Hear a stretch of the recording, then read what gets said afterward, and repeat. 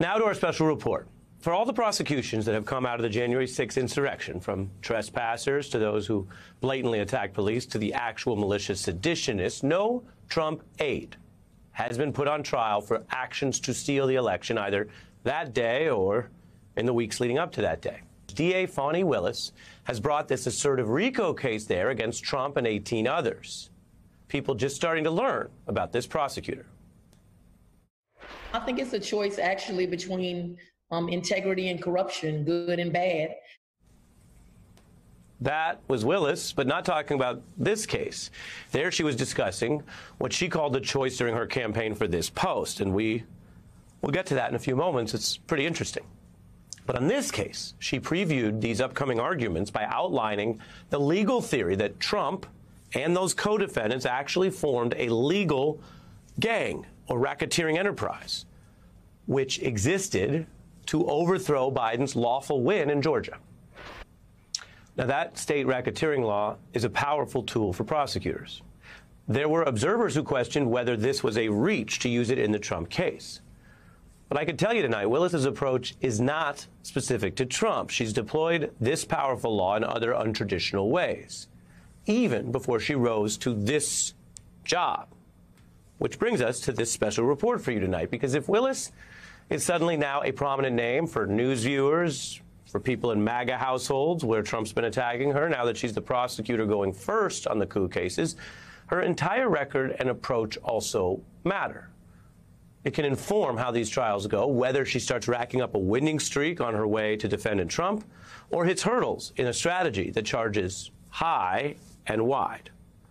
I can tell you Willis used this same charging approach in a case some lawyers would not have brought as a RICO charge when she went after teachers and administrators over a wide-ranging school cheating scheme. There were 11 convictions. 3 people got 7 years in prison. Others got less time, fines, community service. The case shows how today's RICO defendants could also run out the clock, because we should note that whole trial, it ran 8 months. Now, by 2020, Willis was running to take over the DA's office from her boss, incumbent DA Paul Howard, who had 2 decades of experience but was facing questions about financial improprieties. Willis seized on that. She campaigned on cleaning up the office and boldly argued that her boss represented the corrupt ways of the past, which powered her victory. She even went beyond some of the ways that she had campaigned, faced with a brutal case of a shooter who killed 8 women targeted early in her tenure. She went beyond claims she'd made as a candidate and decided to use and seek the death penalty. That case continues. Many also watch to see how Willis might expand RICO now that she ran the office. Another key case applied it to accused street gangs she vowed to target. And in our special report here, this is a significant part of her history, part of it that she, of course, brings up, but also helps you show a little bit of who she are and how she is and how she got to this place. Because her father was a member of the Black Panther Party at one point, seen as a militant and often anti-law enforcement group. His legal career was on the other side of what Willis does now, a former Black Panther, a criminal defense lawyer representing defendants against prosecutors, as the New York Times reports. We actually found footage of Mr. Willis, a rising advocate in that movement. And we're going to put it in the context of that era, because he was discussing how people that he worked with in that civil rights resistance saw police like LAPD as the enemy, and how he was inspired by Malcolm X and MLK. We considered LAPD to be the enemy. We thought that they were nothing but trouble. They weren't there to help us. It's supposed to do, because we just saw them as an occupying army. I have met 2 prophets in my life. 2 prophets. We want freedom by any means necessary. I met Martin Luther King and I met Malcolm X. We want justice by any means necessary. We want equality by any means necessary. Dr. King could get us so riled up. He had charisma. I don't know how to explain it, okay? You just believed in him. We've got some difficult days ahead. But it really doesn't matter with me now, because I've been to the mountaintop. That view, what you hear there, was a formative influence on Willis as a parent and a lawyer. In fact, Fani Willis first learned about court from that defense side of the table. She went with her dad to the courthouse often, as early as elementary school, the Times reports, an exposure and guidance that was crucial. And she emphasized that she was raised by a single father, and so her heart is always with fathers, she has said. She went from that childhood talk of being in the courtroom, she talked about wanting to be a judge in one of the articles we checked, to then go on to attend Howard and then Emory Law, and then graduating in '96, she was in private practice before joining the DA's office. Her time in that office has drawn respect from peers who saw her as a no-nonsense prosecutor, a workaholic on complex cases. Another colleague said she proved to be, quote, a very good litigator while presenting murder cases because of her courtroom demeanor, her style, very dogged, very aggressive, end quote. So by history and most accounts, Willis came into this office more prepared than most. She grew up in the courtrooms around her father. She had the breadth of perspectives from that defense side of the table and the skepticism of law enforcement in civil rights at the time to what she did, which was obviously develop her own approach as a member of law enforcement, bringing these cases and then the victorious campaign for office. And from all the information we have, she was ready to begin this post with that focus, with what she talked about on the campaign trail, what I showed you tonight. Bringing cases against crime, dealing with violence, dealing with gangs, in which she identified as an Atlanta gang problem, and using that racketeering law. There wasn't any public sign that Donald Trump's losing quest to stay in power was going to end up in her portfolio, or even those last frantic demands that Georgia officials should help him steal the election, that would snowball into a wider plot, and then an insurrection, and then an interstate conspiracy. But history has its own momentum. And here we are. It's really striking because we look at the big picture. We look at the macro, what I mentioned, whether that's the structural way that the system works, why campaigns and elections swing back and forth, things that are completely out of any individual's control, like macroeconomy or what other countries are doing.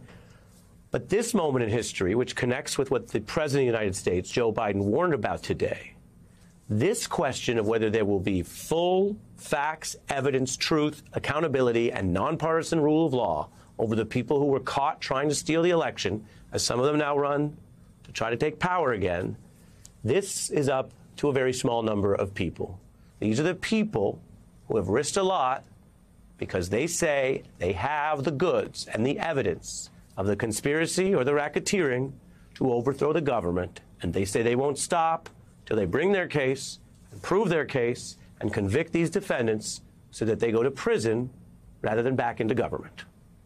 We're back with Washington Monthly Magazine's Margaret Carlson. As we get towards the end of this year and look to the next, as discussed there, Margaret, it's this DA's decision to go for the assertive, for the sweeping or bold move. She now has some convictions under her belt. What do you make of the record there that we've sort of tracked and what it says about the future? You had Jack Smith and her beside each other. You know, we're in a world of hurt politically, but less so legally because we've got these two prosecutors who seem born for the moment to do this. And she is extremely, admirable for going after her own side in Georgia. You know, the teachers, the gangs, the Democrats don't want anybody going after their teachers. And, you know, she took it on, and it was a very hard one to explain to people why you'd be going after teachers. But it's the worst kind of cheating. And she seems personally offended by corruption, which is a wonderful thing for a prosecutor to have. What do you see in both her choice and now her early results on making a broader case? And whatever may happen to Donald Trump, who is presumed innocent, other people are not presumed innocent anymore. They're convicted coup lawyers, convicts, and otherwise. Well, she's got some, pleas in her pocket and probably more to come. She has Sidney Powell, who Jenna Ellis might have been a junior partner there, but Sidney Powell was a leader of the gang that absolutely knew that the courts had turned down all of their appeals, and they were only left to do what they were doing in Georgia, trying to get Brad Raffensperger to do what they wanted him to do. Remember, at the end of that call, Trump says, fellas, come on, give me a break, to Gabriel Sterling and Brad Raffensperger. And Sterling, by the way, I think at one point said he was a Trump voter, but he stuck to his guns the whole way through under enormous pressure. Doesn't it seem so open and shut to you, this case in Georgia, where, you know, if this were Law and Order or Suits, you've got tapes, you've practically got the dead body. You've got Rudy Giuliani convicted going after Ruby Freeman, which, by the way, Trump in that phone call brought up Ruby Freeman and called her and her daughter hustlers of 18,000 votes, stuffing them in suitcases, just bizarre theories of why he deserved these votes that hadn't been cast for him. I'm waiting for, the Trump doesn't want his constitutional right to a speedy trial. He wants whatever rights he has to delay the trial. And I think Fani called this a silly notion. I mean, it's preposterous. It's like, he's saying he can't run his campaign if he's on trial.